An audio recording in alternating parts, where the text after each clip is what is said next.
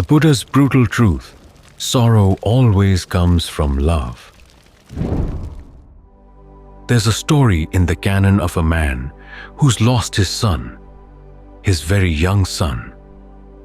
He goes every day to the cemetery and cries out, "Where are you, my only son? Where are you, my only son?" One of those days, on the way back to home, he stops off to pay respect to the Buddha. The Buddha asks him, "Where have you been? You look like someone out of your mind." The man explains, and the Buddha says, "Yes, sorrow and lamentation come from those who are dear, from those we love." The man says, "What do you mean? Those we love give us nothing but joy." So he leaves. He runs into a group of gamblers, tells them what the Buddha said, and they agree with him that the Buddha's wrong. It's interesting. It's gamblers who believe that nothing but joy comes from those we love. After all, love is a gamble.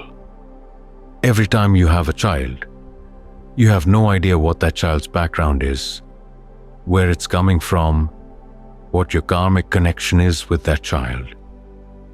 When you get married, you have no idea how your partner will change. And of course, no matter how good the relationship is, it's going to end. At any rate, word of the conversation between the man and the gamblers gets to King Pasenadi, who at that point is not yet a follower of the Buddha. He calls in Mallika, his queen, who is a follower of the Buddha, and he says, "This Buddha of yours, listen to what he said." And she says, "Well, if he says that, it must be true." He chases her out of the room. "Everything your teacher says, you say it must be true. What kind of attitude is that?"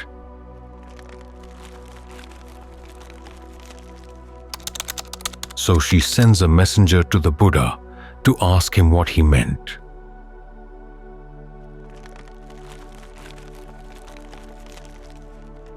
The Buddha explains how people go out of their minds out of grief when losing their loved ones. He tells the story of a husband who has lost his wife and goes wandering from street to street, saying, "Have you seen my wife? Have you seen my wife?" He tells of a wife who's lost her husband and does the same thing. He tells of one case where a young woman and a young man have been married, but her relatives are not happy with the marriage, even though the two of them are happy. So the relatives lure her away and try to marry her off to somebody else. She sends word to her husband, who then kills her and kills himself, with the idea that they'll be together after death. But who knows where they're going after death? The point is that people do extreme things under the force of love, and the grief that comes when they've lost love or a loved one. The messenger comes back to the queen and tells her what the Buddha said. In this case, she doesn't simply repeat the Buddha's words to the king. Instead, she goes to him and takes another tack. She asks him, "Do you love your other queens?" "Yes, I do." "If they were to die, what would that do to you?" He said, "That would change my very life." "Do you love your son? Do you love your daughter?" "Yes, yes." "Do you love me?" "Yes." "If something were to happen to me, how would that affect you?" "It would change my very life." Then she says, "That's what the Buddha meant when he said that sorrow and lamentation come from those we love." This is the first time Pasenadi listens to the Dhamma and decides that it's actually good, and that the Buddha is worthy of homage. We think that interconnectedness is a good thing, but think of all the sorrow that the Buddha saw as he reflected on his many past lives in that first watch of the night. Birth, aging, death, pleasure, pain, death, eating this, eating that, death, over and over and over again. When you think about all the different relationships you've had through the vast span of time you've been wandering around, everybody you know has in the past been your father and your mother and your brother and your sister and your son and your daughter. We've been through this so many times, and yet we tend to think that love has meaning. But when there are so many different people and there's so much loss, after a while it becomes meaningless. Yet we keep going back for more, largely because we don't know how to find happiness inside. It's because of our sense of lack that we go looking for others to fill up the lack. And then when they can't fill it up, we look for somebody else, somebody else, somebody else. That's because interbeing comes down to inteeating. The Buddha says we're defined as beings by the fact that we eat physically and mentally. This is what we all have in common. Our mental feeding is what makes us beings to begin with. Wherever there's a being, there has to be a world in which you look for food. And often you're in conflict with others, looking for the same food. There are even cases where we take those others as our food, and they want to take us as theirs. This kind of reflection is what gave rise to Samvega in the Buddha's mind. The world would be so much better, and we would be so much happier if we didn't have to feed, especially off one another. Think about that world that Kurt Vonnegut imagines in The Sirens of Titan. Two of the characters go to the planet Mercury and discover that it's a honeycombed crystal. One side facing the sun, where it's very hot. The other side facing outer space, where it's very cold. As a result, the crystal sings. Little beings called Harmoniums live off the vibrations of the crystal. They're shaped like little kites with little suction cups on each corner. They crawl around inside the crystal until they find a spot where their vibrations are really good, and then they move in. Because they can feed off the vibrations. They don't have to feed off of one another. They don't need one another. Instead, they send two telepathic messages to one another. The first message is, "Here I am, here I am, here I am." The second message is, "So glad you are, so glad you are, so glad you are." Pure empathetic joy, both for themselves and for others. Again, because there's no need to feed off of one another. This makes you think of the Brahmas. They've become Brahmas from developing the Brahma Viharas. They don't need one another. They are able to generate happiness inside, independently. That means that their goodwill, compassion, and equanimity are total and pure. Of course, even their lives aren't totally perfect. They can stay there for a while, and then they fall back down. But it makes you think about nibbana, where the Buddha says there's no need to feed at all. There's no hunger, no nostalgia, no regret, because that's the other part of having relationships. No matter how much you love one another, there's always regret in one way or another. Over things you said, things you did, things you didn't say and didn't do. And sometimes that sears into your heart because you were feeding off the other person. But when you can finally reach a state where there's no need to feed, there's no need to depend on anything, then your compassion can be pure, as can your empathetic joy. So this is the way out. When we see the suffering that comes from interconnectedness, we realize that the best way would be to pull ourselves out of that, so that we don't have to be part of that interconnected network. Now, you can't just rip yourself out and leave a gaping hole. The Buddha says that the path requires generosity. If you don't have a generous mind, you can't get into right concentration. And forget about genuine discernment. So generosity is something that you can do well. This is how you create good interconnections. Instead of feeding and taking in, you're giving, distributing out.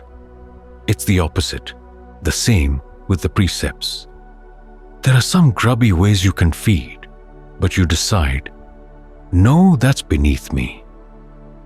In cases where other people are going to take advantage of you, if you hold to the precepts, well, you're willing to give it to them. Let them feed. You can abstain. That's your gift. And with the meditation, you're looking directly inside for your sources of well-being. An important part of the meditation is developing the Brahma Viharas, having goodwill for all, compassion, empathetic joy, equanimity for all. You're giving, and you're creating good connections, but not for the sake of connections. They're for the sake of repaying whatever old debts you've got. That's how you free yourself. We can get very sentimental about the idea of interconnectedness, but you have to remember, interbeing is inter-eating. It's all very unstable, very precarious, and can be very hurtful and harmful. When the Buddha taught dependent co-arising, it wasn't to emphasize the fact that we're all independently helping one another. It was to point out that we're dependent on things that can change unreliably. We're dependent on relationships that feed. When the Buddha taught causality to young novices and female novices, he started out with the image of feeding. Then you look at dependent co-arising. It's all dependent on this, dependent on that. It's all very precarious. And when it's done in ignorance, it leads to suffering. When it's done with knowledge, it becomes part of the path. And when the path arrives at the goal, the whole thing just falls apart. So the Buddha doesn't celebrate interdependence.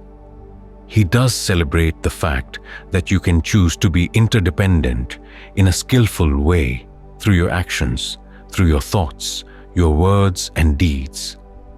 But there's also that danger. You can act in skillful ways and then get waylaid, get distracted, get born in a comfortable place, and then forget about the practice. One of the sad things about samsara is that it's almost a sick joke. You work really hard to develop good qualities in the mind, and then you can get reborn in a good place. Sometimes it's so good that you get very lazy, very complacent, very used to having all your wishes met. You can imagine what kind of habits that develops. And then you fall. Ajahn Fuang had a couple of students who were extremely difficult people to please. And one time he mentioned to me, well, they were devas in their previous lifetimes. They're used to having things their way. Now they come back down to earth and discover they have to work for a living again and put up with all kinds of things. And they don't have the strength of character to deal with that. So interdependence is not necessarily good. You can make it relatively good by creating connections of good karma. But again, think of that as the repayment of a debt so that you can become more and more independent inside. After all, getting out is something we do individually. It's not the case that when the Buddha gained awakening, he pulled a lot of beings with him. There were other beings who wanted to go there, and that's why he was able to teach them. But they independently had to come to that desire. There has to be something inside you that's independent of others and says, I want out.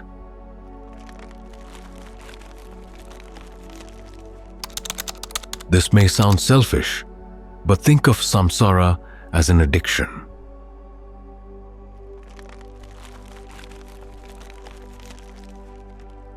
If you're addicted to cocaine and you want to help other people who are also addicted, the best thing to do is get over your addiction first.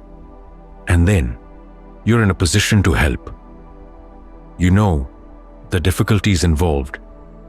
You know how you overcame those difficulties, and you can show other people how good it is to be off cocaine and that they can do it too. If you're still addicted, you can't inspire anyone with your advice on how to get not addicted. You can't do the job for them.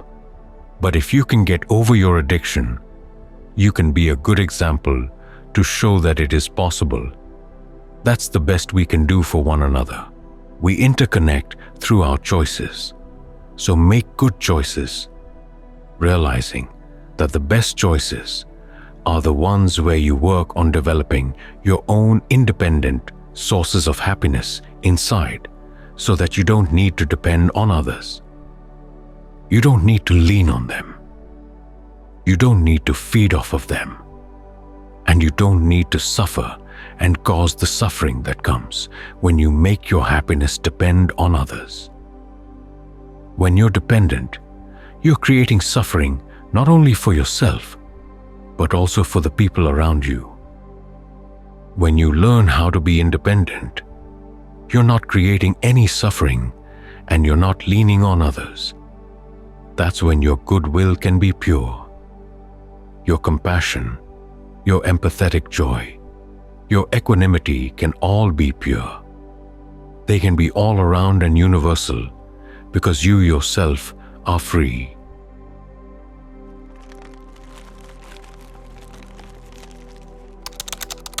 Renunciate Grief.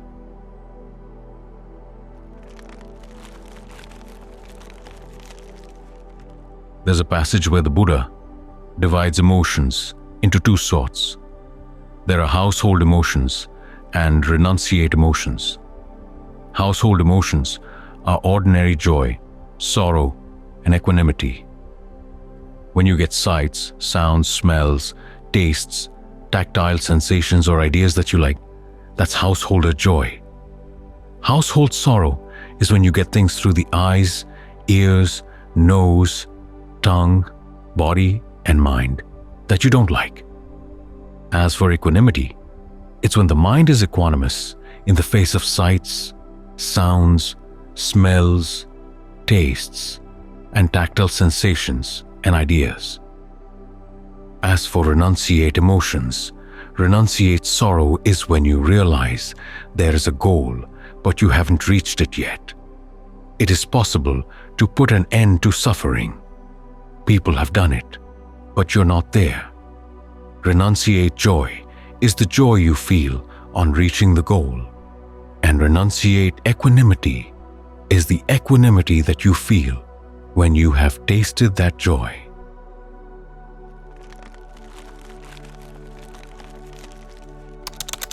The Buddha makes an interesting comment.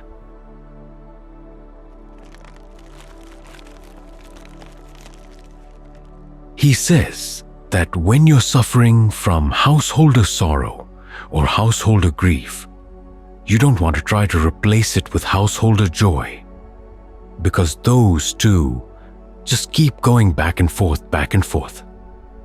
They don't go anywhere. If you wanted to go someplace, you replace householder grief with renunciate grief, because that's what gives the impetus to practice.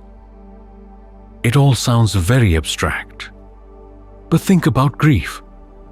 The situations where you're losing someone or something you hold dear. How does the Buddha recommend that you react? He says you should think about how this is not the only time this has happened. How many times over the course of many lifetimes have you experienced that same grief, that same loss? There's that story of the woman who was crying after her daughter in the cemetery. The daughter's name was Jiva, which ironically means life. But Jiva was now dead, buried in the cemetery, and her mother was crying after her. The Buddha happened to hear her, and he asked her, Do you realize how many jivas are buried in that cemetery? How many you've buried in that cemetery? 84,000. Which one are you crying for? She later said that on hearing that, she came to her senses. It seems strange that to think about so many deaths is actually lighter than thinking about one death, but it takes a lot of the personal sting out of the loss. You realize that you're not the only one being singled out for this. This happens all the time. It's happened many, many times to you and to everyone else. When you think about that, you can have a sense of compassion for everybody else who's lost a loved one. You see how much it hurts, and you realize that everybody's been going through this. That opens the heart. It gets you out of yourself. In ancient India, they had an aesthetic theory that answered the question of why it is that, say, you have a play about something horrible happening, and yet people want to come and watch it and enjoy watching it. They're not getting a sadistic pleasure out of it. They empathize with the hero or heroine going through that suffering. So, what's the pleasure? The dramatists came up with the theory that the audience doesn't really experience the same emotions that the person on the stage is portraying. They taste the emotion, and the taste is different from the experience. The taste of seeing someone portraying grief, for example, is compassion. You're at one remove from the grief, and that expands your heart.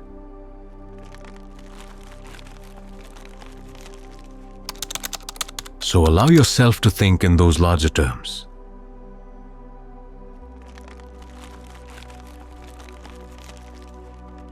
Take one step from your grief into compassion. Once the heart is expanded like that, you don't stay right there. The compassion then moves on to samvega.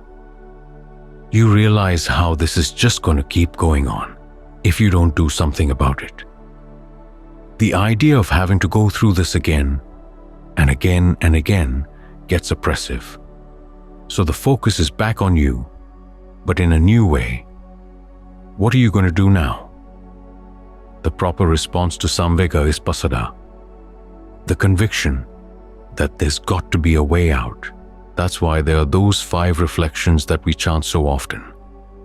We're subject to aging, illness, death, and separation. That's all samvega. Then we get to, I'm the owner of my actions, heir to my actions. That's the pasada. You focus on your actions. It is possible to do something to get out. That's renunciate grief. It's possible to do it, but you're not there yet. This may not be a pleasant emotion, but at least it has some hope. Like the string on a bow. You pull it back so that it's taut and the arrow can fly. In other words, there's a tension in renunciate grief that gives you the impetus to keep on practicing. As you reflect back, how many times have you had to grieve in the past?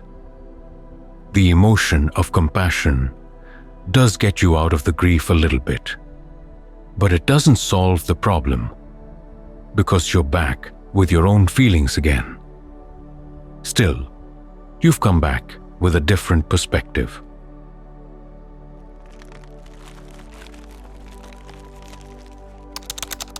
This is a pattern you see often in the Buddha's teachings.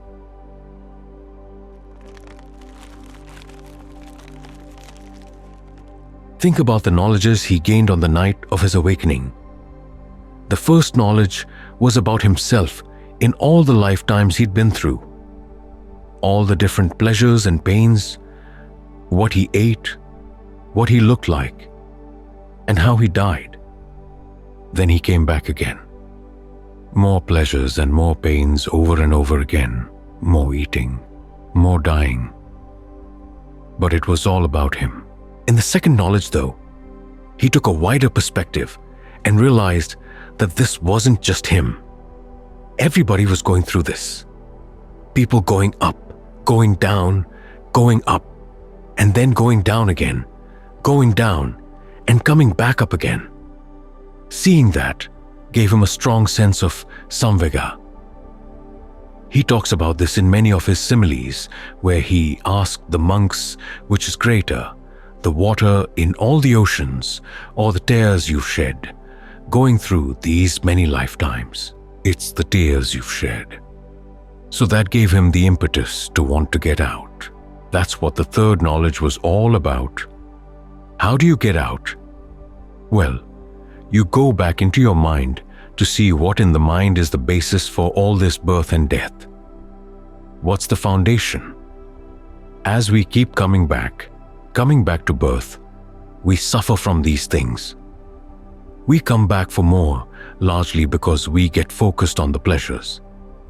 Even as they're falling from our grasp, we keep thinking, maybe if I come back the next time, I can get something better and hold on to it a little bit longer. But then it gets torn away again. How about a little bit longer still? It gets torn away again. The Buddha began to realize he couldn't have nostalgia for his past pleasures. This is something we have to watch out for. A lot of people have told me that during the pandemic, when they've had a lot more time by themselves, in confinement one way or another, the mind starts going back to the past. On the one hand, they think about some of the horrible things they did, or horrible things that were done to them. But on the other hand, there are the things that they used to be able to do, and now they miss. You don't want either of those to be in your mind when the time comes for you to actually leave the body, because the things you miss are not going to be that way when you come back. I remember going to the Buddha's holy spots. You see these people who have been born right near the holy spots, and they're able to eke out a living based on tourists coming through. You wonder how many of them in previous lifetimes had been Buddhists and may have lived in the Buddhist holy spots. For many Buddhists, that was the highlight of their lives, going on pilgrimage. They thought, wouldn't it be good to have a life where you're right there all the time? Well, they came back and they're right there. But the situation is different now. Hardly any Buddhists live in those areas. The people who hang around tend to be poor. It seemed so good in the memory, but it was a world that doesn't exist anymore.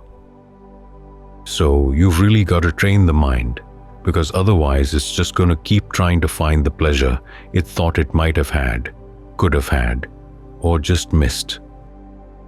It's going to come back and try for it again. You've got to look deep into the mind, because that's where all of this points. After all, the Buddha found this path because he was looking for a path that would lead to something that had no sorrow, no aging, no illness, no death, no lamentation, no pain, no distress, no despair. And he found it. He found it looking here. It's when you reach that point that you found the answer.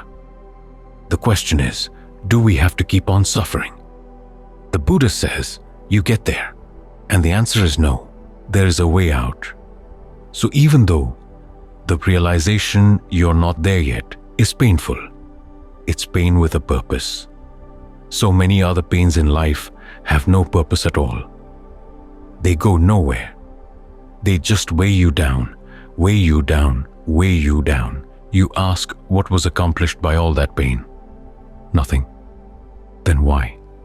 Because one of those because that has ... after it. It's because the mind still has craving and clinging. This is where the sorrow comes from. When the Buddha called this the origination of suffering, that's what he meant. It's because of this that we keep coming back and inflicting ourselves with more and more suffering. So here's the area where we need to work. And this is the area where something can be accomplished. Even though the path is painful, as I said, it does serve a purpose that lies outside of pain.